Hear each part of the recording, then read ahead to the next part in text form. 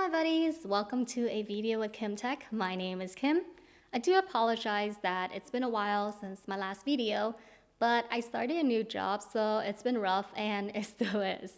Anyway, in April, Tesla dropped their prices again, so now our Model Y is a few $1,000s undervalued, but it's great for new buyers. Today, I'll share my 1-year update on our 2023 Tesla Model Y long-range SUV after having been past 20,000 miles. Everything is based on my personal use with where I live and my daily commute, so it may be different from you and your situations. All links will be in the description box below along with timestamps so you can skip to the sections you want. Anyway, let's get on with the video. Just a quick recap, I live in Southern California and was driving an average of 30 miles a day. However, I don't commute that much anymore or at all since I am now working 100% remotely with my new job.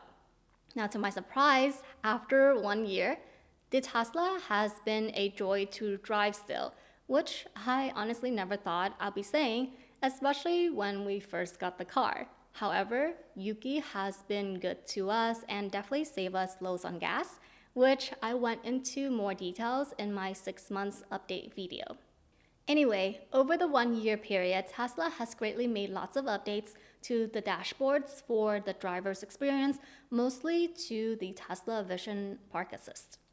Maybe it has to do with Elon Musk's passion for his robo-taxi dream, which he mentioned on X in April that he will unveil on August 8th of this year. But Tesla Vision Park Assist definitely has gotten a makeover. It now looks more like a heat map, no more squiggly lines, so no more lines that look like worms.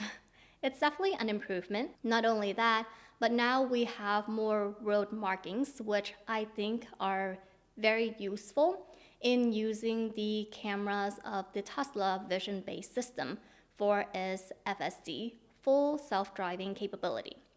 This vision approach kind of mimics human sight to visually see what is on the roads, from traffic lights, signs to various objects, and even humans in order to navigate. After you get your Tesla, I want to reiterate that when getting insurance for your Tesla, compare the insurance prices between your existing insurance company and Tesla.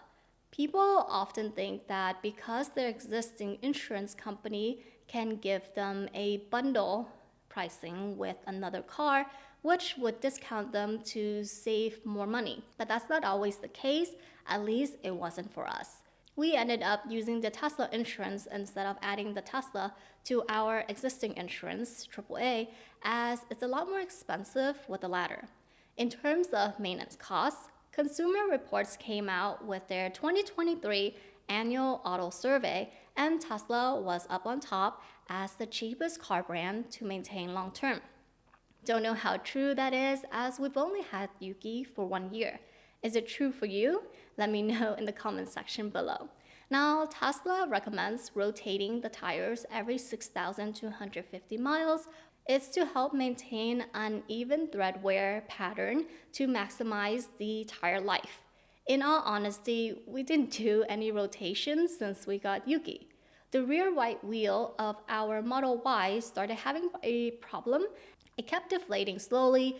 We would pump the tire and would have to do so every month. And it started becoming more frequent, like every other week, late of last year.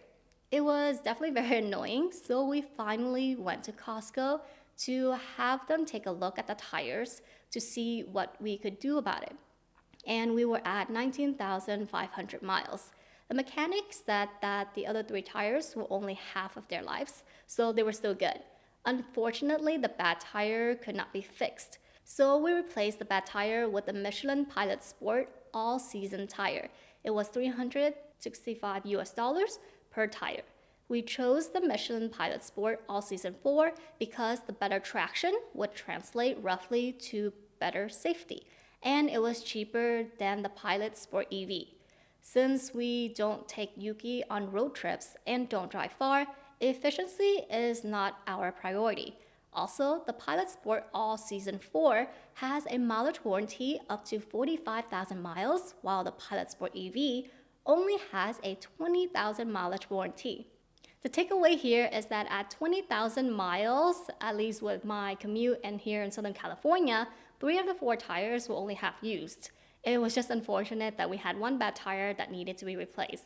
But hey, at least with this car, you always pass your annual smog test. Just kidding. There isn't a smog test for you to do. Anyway, hope you all find this video helpful. If you do, please click the thumbs up and subscribe. If you have any questions, please feel free to put it down below.